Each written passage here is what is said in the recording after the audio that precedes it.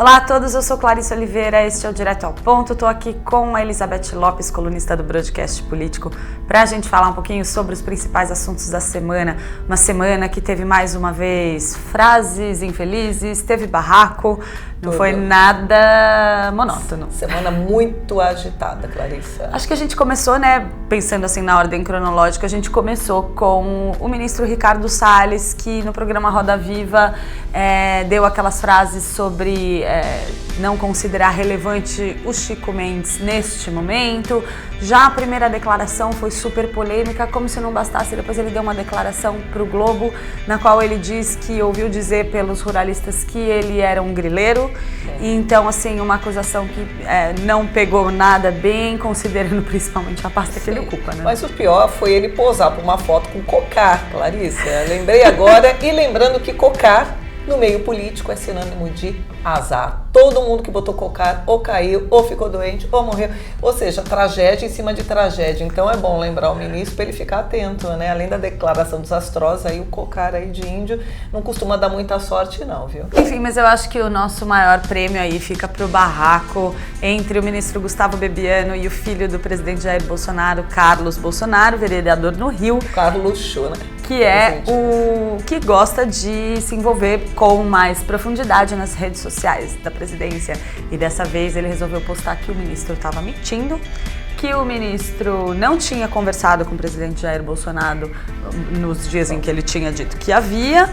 E isso tudo no meio de denúncias de laranjas, muitos laranjas dentro do PSL. Ou seja, ele lavou, né? Ele fritou, né? Não lavou, né? Lavou roupa suja, mas acabou fritando o ministro com o aval do Bolsonaro. Isso é interessante, que gerou, Clarice, a discussão, né? Normalmente todo início de governo é assim, sociólogos, cientistas políticos, e agora vai para o divã, deve ir para o divã do analista, porque são os filhos causando problema no governo, né? Do pai que não sabe controlar seus filhos. Então aí isso é uma questão freudiana, temos agora Freud no meio aí da discussão. A gente tem aí duas possibilidades, né, Beth? Uma era de que o Carlos Bolsonaro de fato fez isso sem anuência do pai, o que eu não acho. Ele vai pegar o celular eu do acho pai muito e postar pouco provável. uma conversa privada com o ministro. Eu acho muito mais provável que ele tenha virado pro pai e falado: pai, tive uma sacada agora pra gente dar uma enquadrada no Bebiano, que ele já não gosta muito do Bebiano, os dois são desafetos declarados praticamente. E foi aquela tragédia, né? E foi aquela confusão. Nem Freud explica, né? Gustavo, tá complicado eu conversar ainda, então não vou falar com ninguém, a não ser estritamente o essencial. E estou em fase final aqui de exames para possível baixa hoje, tá ok?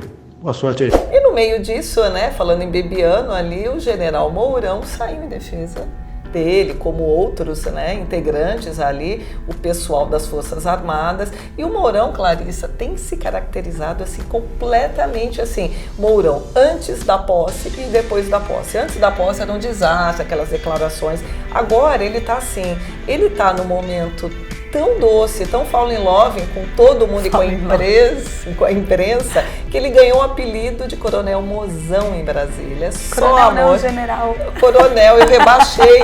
Olha, eu tô rebaixando o coronel. É o general. General Mozão. É isso mesmo. Enfim, mas também a pérola mesmo, eu acho, da semana vai para o presidente da Vale, que decidiu declarar que a Vale, no meio dessa confusão toda de Brumadinho, é uma joia brasileira e que não deve jamais ser condenada por um acidente. Foi triste. Eu acho que isso daí foi a declaração mais triste que eu vi nos últimos tempos, né? Falta de respeito com tantas mortes, né? Que joia é essa, né? A joia que quantas vidas, quanto custam, né? Que custo, né? Que ela virou joia, né? Exatamente. Porque isso é uma coisa para se levantar. É lamentável, vamos lembrar ali que eles estão colocando na cadeia, né? O pessoal da Vale ali que foi assim, eles sabiam, e a responsabilidade assim, foi um desastre, foi um crime, na minha opinião, Clarice. Um crime ambiental e um crime contra as vidas, né? Enfim, a gente segue acompanhando os principais assuntos da política nacional. Você pode acompanhar a gente ou diariamente no Broadcast Político ou então uma vez por semana aqui na TV Estadão. Até mais!